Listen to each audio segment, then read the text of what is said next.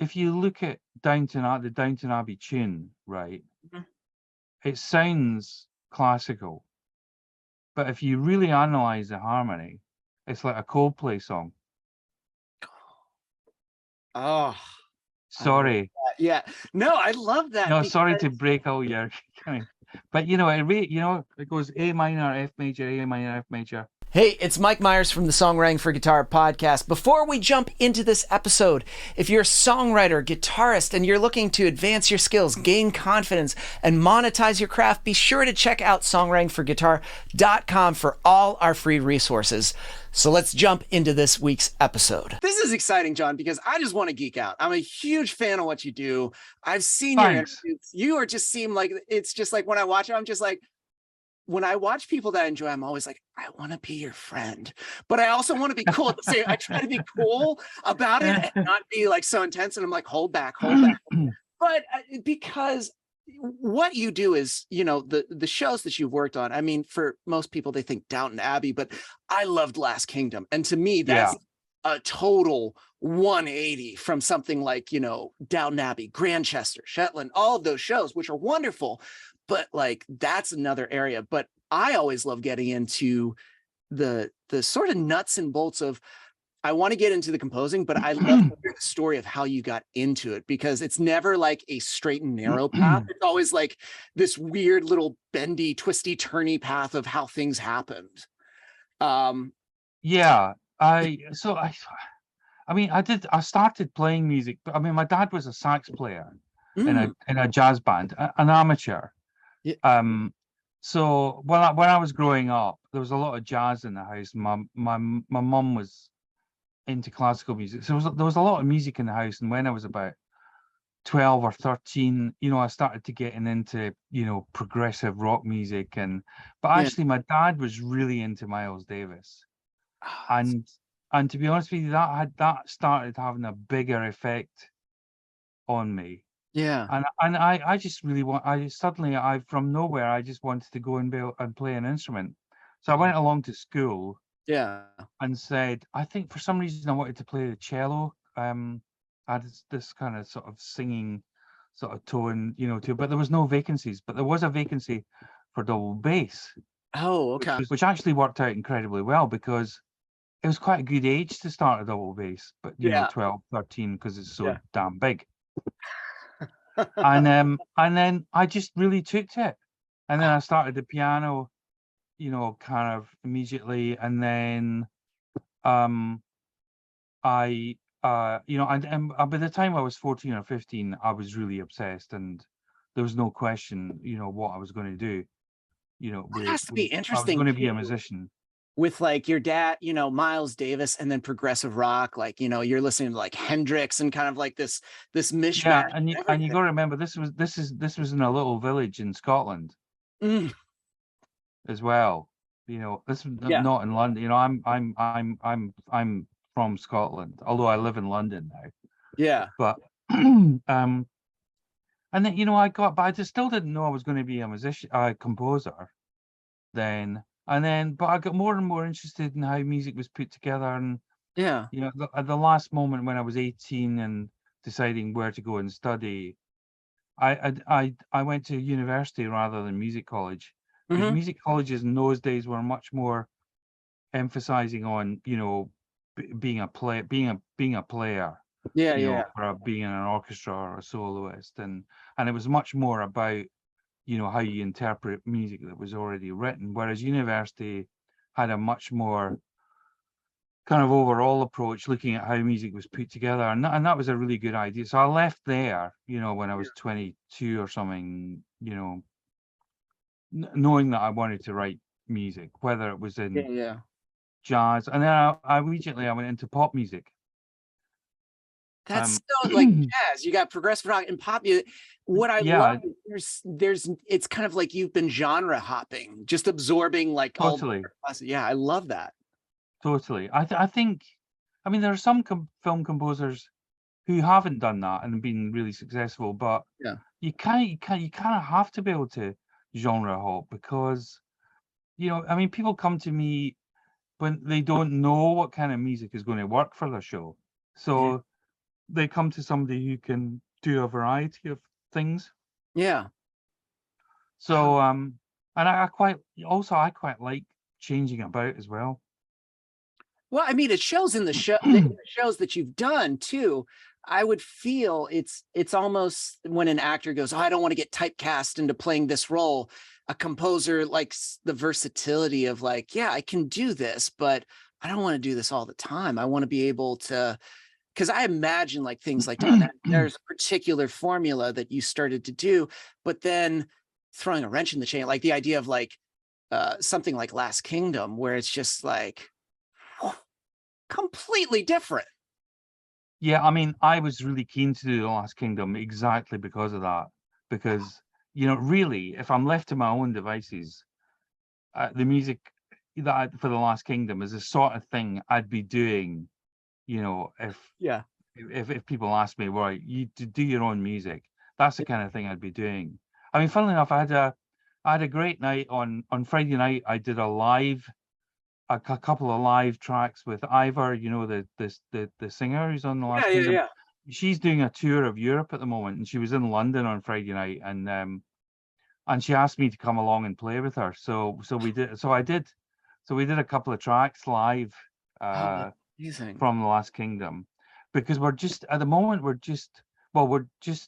finishing off we're doing a new soundtrack album, and also we've just finished a Netflix movie of The Last Kingdom, which is like a 2-hour long thing, film to basically it finishes off the story. That was, if I'm not mistaken, the soundtrack too. Like what I found interesting about that was instead of just being like, oh, here are just tracks from the show, you were comprising and you were adding to it, and there were lyrics added, there's melody to it. So it's a lot more evolving. Well, I just thought that since I was working with this, incredible singer, he was already a bit kind of, Eivør was sort of a pop artist in her own right. Yeah. Before we started working together. So I just thought, well, why, I mean, soundtrack albums can be a bit frustrating if people don't really understand it. But, if you just take the cues that you've mixed, for the movie, and then put it on an album, some of it kind of works, but really, but 50% of it doesn't really make much sense, So, so that's when we decided to go the whole hog. So on the soundtrack albums, on the first one and on the second one, there'll be stuff you'll hear that has never appeared in any of the seasons or the movie.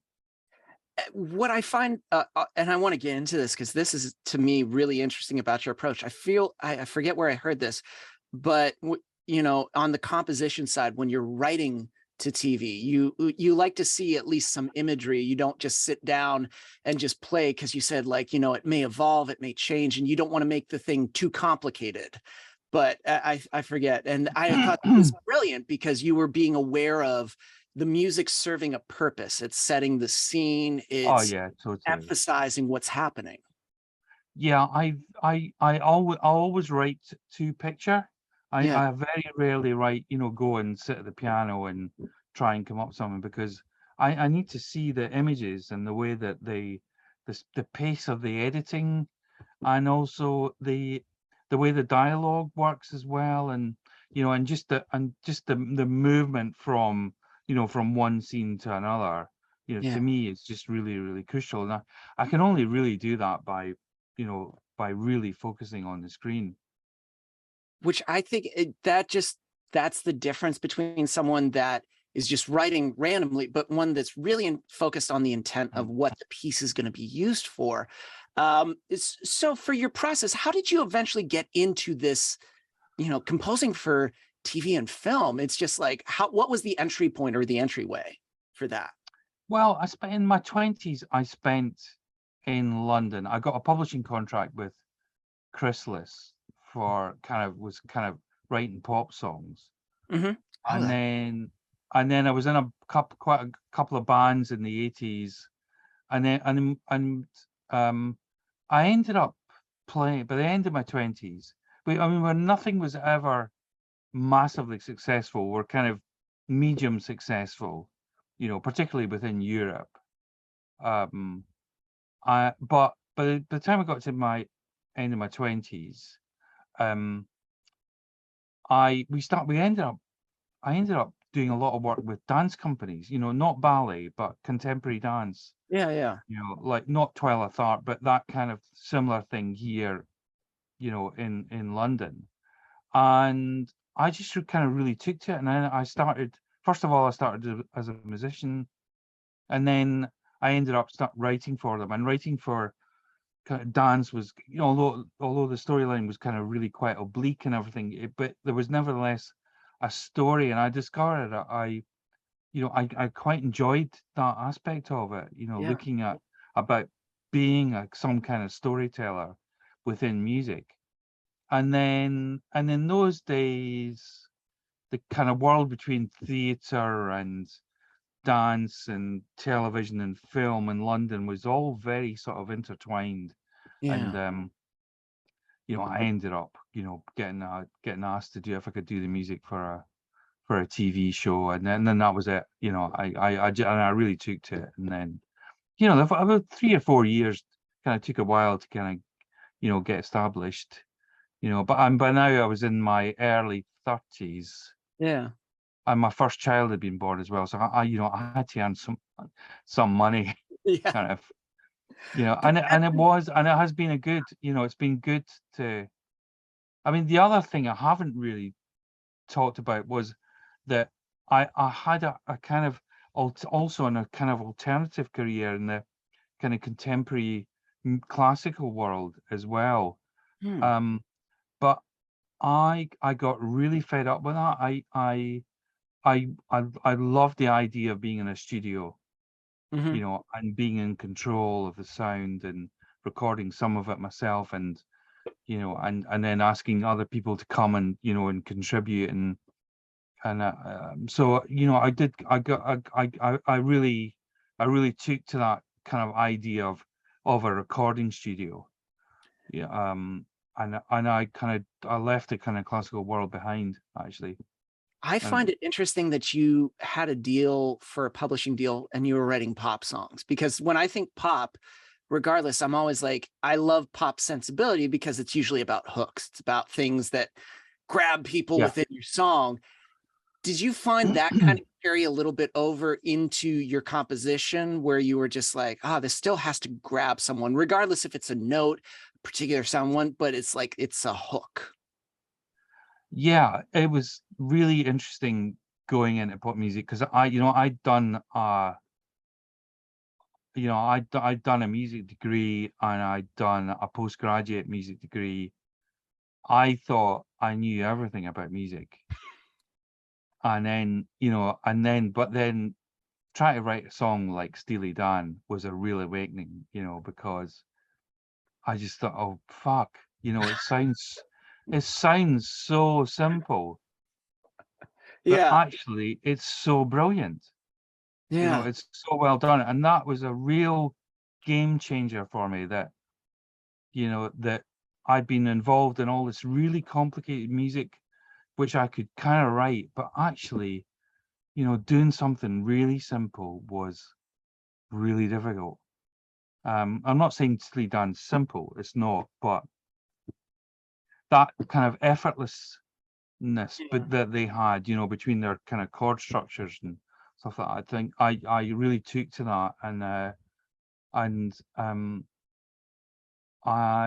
it really kind of really changed me. And if you look at the Downton Abbey tune, right, Mhm. it sounds classical, but if you really analyze the harmony, it's like a Coldplay song.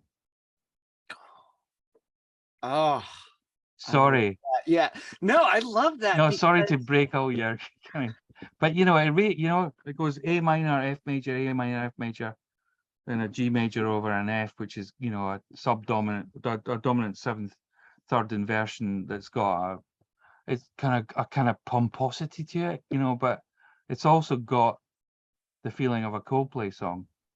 what I love about that is I think sometimes when people think, oh, it needs to get into television, it needs to be complicated, because then it means that it's like, I know what I'm doing. And sometimes I wonder if complication is out of insecurity, or just like we think we need to be this. But the beauty of simplicity is there's almost a confidence to it. There's a boldness when you go in, as you said, where I felt the same way when I started to teach guitar, and I was teaching a ton of pop.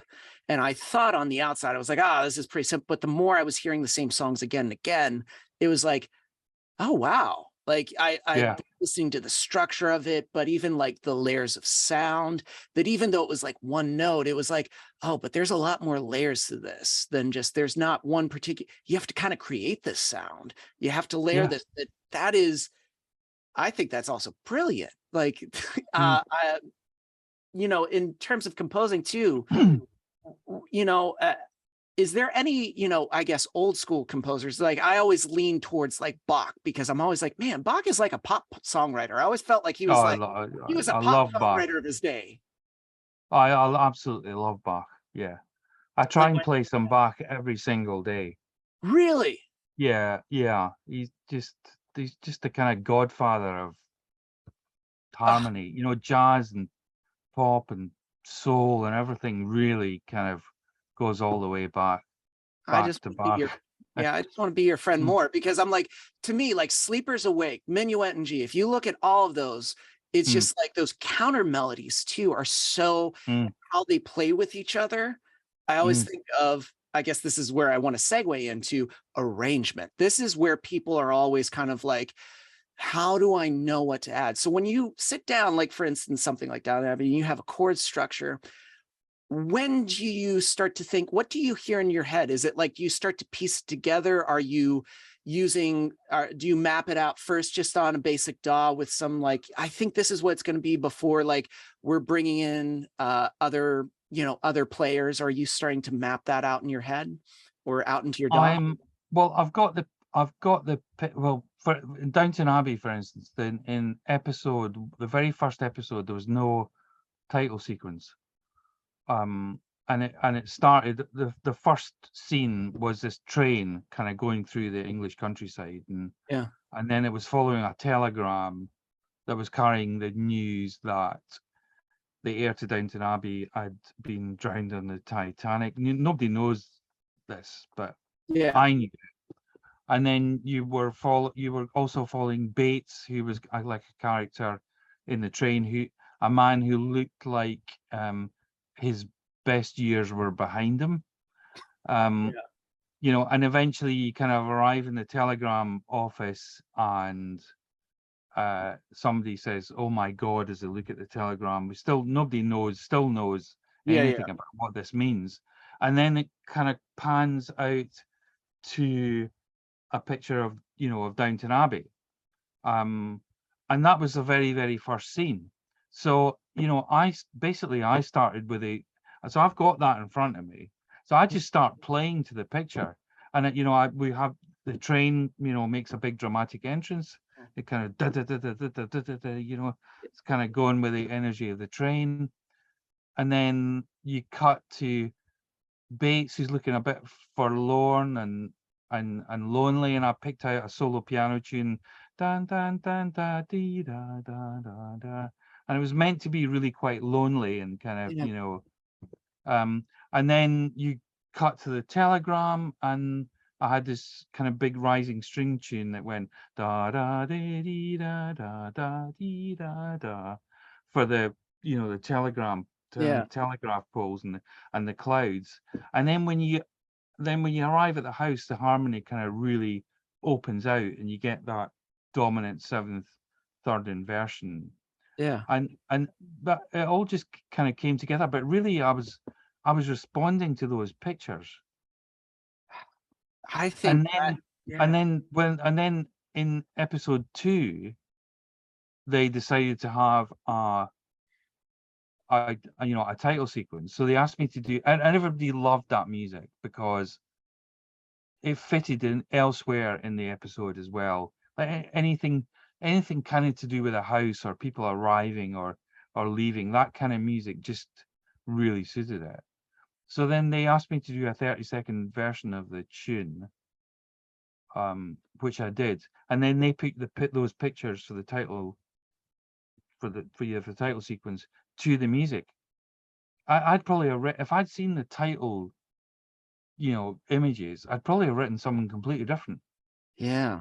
Because it starts off with like a dog's bottom, and then and then there's a chandelier and kind of and it's a bit it's a bit whimsical, really. The pictures in the title scene, it doesn't really tell you. The music's doing all the work. The music's telling you what you're about to see. Really. What you described, like, oh, if I looked at this, it would be whimsical. To me, there are these two phrases that are thrown, or two words, vibe and feel, like the vibe and feel of the picture. It's just like, and to me, that's something that you keyed on because you were able to watch what was happening. What's the feel of this scene? Oh, this train's intense. Oh, it's leading up. Oh, he looks very mournful. He looks pretty sad right now on this. But it's like capturing that feel in a chord, in a layer of sound. To me, that's where it's like there's so much nuance into what you do, where it doesn't have to be complicated, but it's like once you find that, if you're in tune with what's happening in the scene, you can find it. You're not retreating into, well, I should make this complicated because technically this is right, but sometimes what's technical isn't always what's right. It's what feels right, what you're kind of getting on. Sometimes you have to, music it's a different language, because it does have to feel natural, and does have to flow. But when you're doing drama, you do have to change quite often. You do have to you have to set up that ability that things could go either way. So a lot of my music, particularly in Downton Abbey, is kind of constantly sitting on the fence about which way it's going to go. Is everything going to be okay, or is it not going to be okay, or kind of so harmonically you have to set up things that are sitting on the fence like that. And I quite enjoy that. But it's the harmony's everything, really. Really, the way that the harmony works within a show is absolutely everything. And I guess that's another thing where it's your harmonies are fantastic, because it always feels like, I'm listening to the layers and I'm like, oh, that's a lower third. That's a lower. And it's just like, you're constantly evolving. And I guess, sonically, if we were to talk about, are there certain things where you're listening to a piece and you're like, oh man, that's a lot of highs on the end. We have to balance this out with something that fills out that low end a little bit? Or, I'm just curious, do you sometimes think about that, where it's like, oh, this is leaning a little bit too much this way, we need to balance it out with a little bit of this? Not really. No, I've got a really good assistant now at the moment, and well, I hope he's not listening in, but but it's been he's incredibly good. But he always wants to do too much. I'm just I'm constantly having to kind of and he's got to that stage where he's done it, and it's really good. And then he's added more on top of it, because it's partly, I think, a confidence thing as well. But I just have this when I've written it and it works with a picture, I can't imagine it any other way. And that's when I know that I've done it right. It's just kind of so right. That's it. And I can tell when I've got it. I think that's what holds back a lot of people of finishing things, because they think it's never right. They're constantly adding more, that sometimes the thing they had in their conception very early on was it, but then too much was added that the identity of it is kind of lost, and it ends up being like, oh, well, who knows what this is. Unfortunately, in the TV world, and even in the film world, the deadlines are so kind of precious that you never really get that much of a chance to spend. You're usually forced to call a halt, which I kind of like. I enjoy a deadline, because I don't mind a deadline. No. because sometimes I may ruin it, but if I know like, oh, this is it. Okay, well, I guess this is it. It's going to have to happen today, or I'm off the job. Kind of, Ooh, Heather brought up a good question. Like, for what are deadlines like for you? With certain shows, there's like, I would imagine there's a time frame, but do you get things there sometimes that a little bit quicker where it's like, hey, we need this now? Or are you at a point where you kind of pick and choose what you want? Yeah, absolutely. I mean, so we're just finishing off the Last Kingdom movie at the moment, and it got we were supposed to start work in July on it, and it got delayed for some reason. I think there were some issues with filming the beginning of it, to do with weather, and it was on a boat and stuff. So we've been kind of working, and so it got delayed, and then we started working at the middle of August. So we had 2 months basically to write it, and it's 2 hours long. And if we were starting the music from scratch, I think that would be quite a short deadline, I think. But because we've done 5 series together, we've got so much material. I mean, every season needs new material because there's different storylines, and and this movie's no different. But but it was a culmination of 5 seasons kind of coming together. So we did have a lot of material that we knew was going to work anyway. But yeah, I mean, basically, but we've been working pretty non-stop for 2 months. On it. That's awesome. That to me too, like as you said, it's like a pile of all these seasons that you've mapped out what sounds, style, how you want it, so that if you have to, you find those, oh, this needs another pot, in this pocket we need another piece, in this pocket you've already dialed in the feel. Now it's just adapting it to that particular scene. Which is awesome, because sometimes I'll tell people, hey, templates are great. So if you build a sound and you like it, save it so that when you need to create more of something, you can always dive in and start building it. For you, what are some go-to things composition wise, whether it be plugins, things that are just like in your arsenal or your tool belt? I mean, it's so dependent on the project, Mike. I mean, if it's Downton Abbey, I'll basically have, for the last movie, I'll probably have a piano and a string patch. I quite often have a string patch that's got, I might have both a spiccato and a legato kind of going on at the same time, because I like to be able to sort of write when I'm playing, and and I've never really come across a string patch that can adapt to my playing, whether it's I suddenly decide I want to be legato or suddenly want to be spiccato. So I tend to have both spiccato and legato on at the same time. If I'm playing really fast, you can never hear the legato, and anyway, it's just for me. Nobody's going to hear all of this. It's just to give me an idea, and I'll also use the piano as well, although the piano might not stay depending on on what happens. But it's just to give me because I feel like I need to sort of play my way through the scene, in no matter how crudely, just to get a feel of the flow of it, and then I usually run Logic and Pro Tools at the same time. Okay. Yeah. So now in the same computer, because the new Mac Pros are so far. But I used to have 2 computers kind of sunk together. Oh wow.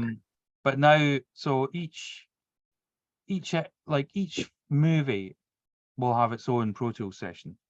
Yeah. Where the whole movie is in one session, and then each cue will have its own Logic session with its own start time. Yeah. And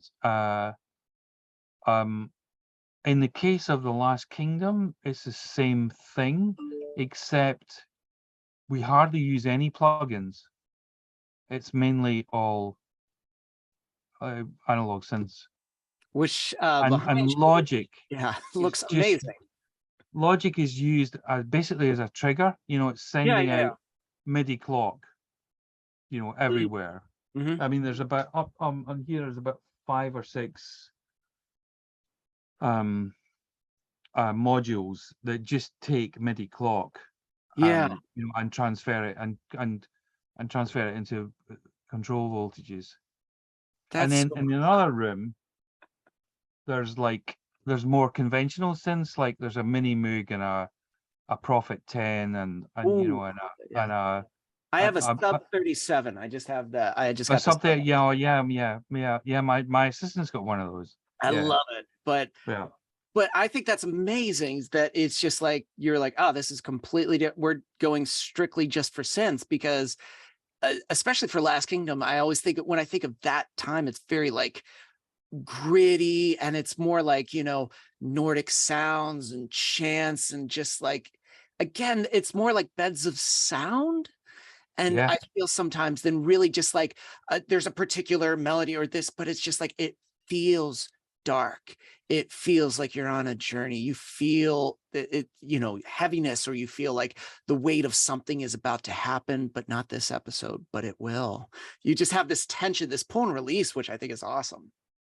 But so I mean, I was really keen to do it because I was getting typecast, on Downton Abbey and like doing costume drama and stuff. So I was really, really desperate to do it, and so I suggested that we could do it all on synths.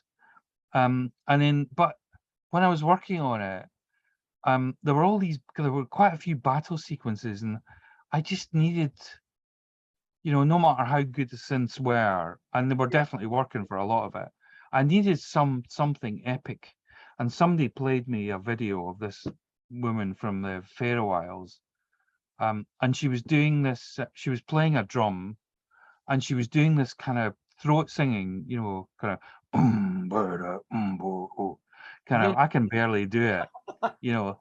Um, but and the fact that that it was coming from a woman as well made it even more aggressive, Yeah. and I just thought, oh my God, that's so I nicked a bit of her off YouTube and I laid it up over the end of like the first episode because I think there was someone everybody was a bit worried about the end of the episode and they needed some music to cut to. And so I nicked this bit off her, and then I added some synths, and I also play double bass. So I put the double bass through a guitar amplifier, Yeah. massively distorted, and it's just those three things. So it was a double bass, an Oberheim synth, and her going, doing this really Yeah. Yeah. funky sort of throat singing. And I just as a demo, I played it to the producers, and they went, "Oh, fuck, that's it." Yeah. Yeah. So I got in touch with her, and she was from the Faroe Isles, but she was living in Copenhagen, Hmm. and so I flew her over to London Yeah. and she stayed with us, for 3 days, and we just recorded a load of stuff, That's so and cool. and when we were doing the title music, I originally brought her over to do this kind of rhythmic sort of throat sing, and then just as an aside, I said, "So if you were left to your own devices, what would you do over the top of that?" And then she sang that title track, and I remember just looking at my engineer in this very room, and looking at him going, "Oh, bloody hell. This is so unique Yeah. what she was doing." I hadn't really heard anybody ever doing this kind of music like that in a movie.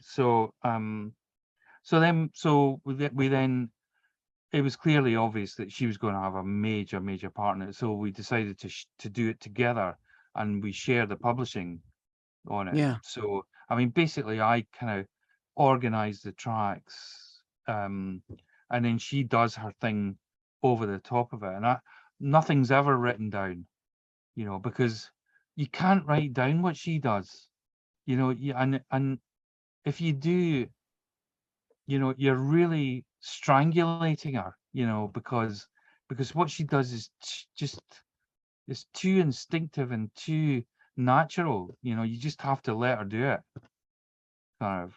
But what's Um, interesting is you create that space for her Yeah, to make that absolutely. happen. It's Yeah. like it's like co-writing. When you co-write a song with someone, if you're co-writing with an artist, you have to know, okay, so what's their voice? And my goal is to set up a place to make them feel like, oh, this is perfect for me. I know what to do because what was created fits me. It's not like you're Yeah. forcing me in a box that I wouldn't, I wouldn't do that. But even how you set up the demo, that's so out of the box thinking, because sometimes people would be like, oh, well, let me get an orchestra and here's a battle scene and we're going to have them and it's going to be like stabs. But the idea that you were like, let me just take that sample. Why don't I take this instrument, let me throw in a guitar amplifier, distort the shit out of it, and then I'll just do a pad. That's it. Yeah. That is Yeah. such mad sign. It's awesome because it's just like you're thinking of what fits for the scene and not like, well, my degree says it should be this. And Oh, also, I mean, I was teaching on a course in the summer, and I was playing some Last Kingdom music, and there was a guy there says, but it's all drone, it's drones. But yeah, I mean, there are lots of drones, but nobody knows what the music is like in the 9th century. And if you start making the music more like Downton Abbey, where the harmonies moved about, suddenly you're in the 19th century, and you've completely ruined the vibe of it. So we set up tension. Just because you have a drone doesn't mean you can't have tension in the yeah. harmony. So we do a lot of that. There's a lot of clustering around. There might be a D in the bass, but quite often, there's an A and a G sharp and a B flat together, kind of, a really nasty sort of that might kind of end up getting, resolved. But so we create the tension in a different way, in the Last Kingdom than we do. And of course, a lot of it is also textural as well, because we use a lot of nasty sounds. There's a lot of distortion going on, and then there's a lot of kind of angelic stuff, really kind of sweet stuff as well. There's just, there's so many textures to it because they're, to the layers of the story that's ever evolving and changing. And constantly 1 minute it's a chill scene and then suddenly somebody's killed and then suddenly there's a battle and you just like, it's a constant up and down. It would make sense that musical bed is kind of the same thing, from a sweet scene to suddenly a massive battle, or the ending of like, oh shit, he just got killed. End of scene. And you're just like, what happened? I would love to know, for someone that's starting in this world, that's brand new to like composing, or wants the idea of like, I would love to start composing for shows. What's your best piece of advice when starting out? Whether it be expectation or, some steps that they could start doing at home to start practicing the idea of like writing to something. Yeah, it's that's such a difficult one. I definitely watch a lot of film. Watch and look at the way that the music works within it, and try to work out why that is so successful, within it. And then because I think people are surprised when I do a little bit of teaching. I mean, not that much, but when I do it, people are surprised by the things that I'm looking for, like a raised eyebrow, or or somebody's I mean, I remember one of the things that I did a while ago was a drama called Bleak House, which was a Dickens thing, and it was what's her name, from the X-Files. Gillian Anderson. Gillian Anderson. Yeah. Boom. And she was the main character in it, but a lot of the time, it was she was staring into the distance, and you didn't know what she was thinking, Mhm. you know, and the producers were a bit worried when I first started working on it, because it was really hard to know what was going on. It wasn't that she wasn't acting well or badly. It was just that, you know, she was secret. Everything was bottled up inside her, and so it was really crucial that the music had to get inside her head and tell the audience what she was feeling. Yeah. And the director at the time literally said to me, you know, I want the music to be like Friday the 13th, because that's what's going on inside her head, you know. And this was a BBC costume drama. I think it was 2004, Mhm. you know, almost 20 years ago. And that's why I wrote this horror music, you know, for her. So she'd be sitting in this you know, sort of you know, early 19th century study, Yeah. and the music was kind of really gnarly, kind of like liggity, or kind of, Yeah. and it just worked so well, you know. And she got nominated for a BAFTA, but the director always said it should have been me, because I was the one who was telling everybody what was going on inside her head. But But you see, that's a really good example, you know, of the power of music, really, it, because it's doing such massive storytelling, you know, really, without getting in the way as well. You know, it's ooh, can we save that quote? Because it's watching what you described is like, it's just encouraging active listening. Watch what's happening, but listen to the yeah, music and the scene, and note when there is a build, when there is tension. Well, why is that? Or if it sounds dissident, or if it sounds eerie, is it because something is said? Is it a look? There's always a reason, because the music supports the picture, and it always yeah, will. And music that works, they're never like, well, it needs to be more complicated because we like complicated. It's no, does it work for the scene? Ultimately, it's just, does it support it, or does it not because support it? there's a kind of grammar to the way that something's been edited. Yeah. You know, I think you have to, you know, you have to have your paragraphs and your sentences and your, you know, and oh, right, this is definitely a new paragraph, you know, this, okay, I've got it in, this is a full stop. You know, I think a lot like that. I mean, a lot of it I'm doing instinctively, you know, without, it's only as I've come to teach or even do these kind of interviews that I've forced myself to analyze what it is I do. And that's why I do them, because Yeah. I do actually find it fascinating, because it forces me to think about why I do something which is really instinctual. Yeah. Really, you know, I'm not really thinking about that at the time, but I'm sort of feeling it, kind of. Do you feel your background too, of just being like, as you described, like, I listened to this and I listened to that. It just seems like it was a consuming of just music itself, no matter what Yeah, genre, and just like that instinct is everything that you absorbed throughout all those years, and then suddenly that's what comes out. yeah, yeah, yeah, yeah. You know, I love virtually every sort of style of, you know, of music. Yeah. Um, Well, it's hard to pick because my friend Josh and I, we always talk about this.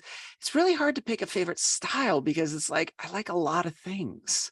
It's hard not to, because there's always gold in something. So even if you don't like it, but people do, there's got to be a reason. So, and I find that more interesting, to just dive into it and be like, what is it? Oh, it's because this is the hook, or it's like it does this, yeah. or it just that's what's pulling you in. So if you can at least extrapolate that and use that for your own, why wouldn't you? It's like, that I totally mean, makes sense. just today, Mhm.